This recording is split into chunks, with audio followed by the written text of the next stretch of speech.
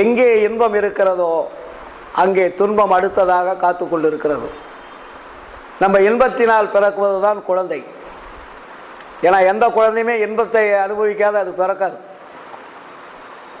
இன்பத்தினர் உருவானது தான் குழந்தைகள் அத்தனை இந்த உலகத்தில் நம்ம எல்லாருமே, இல்லைங்களா?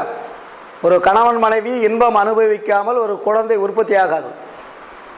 அப்போ இன்பத்தினால் வரக்கூடிய அந்த குழந்தையை நாம் காப்பாற்ற வேண்டியது நம்மளுடைய கடமை.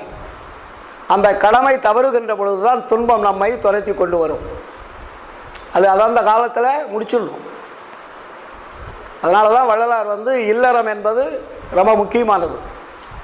வள்ளலார் துறவரத்தை பற்றி எந்த இடத்துலையுமே சொல்லலை.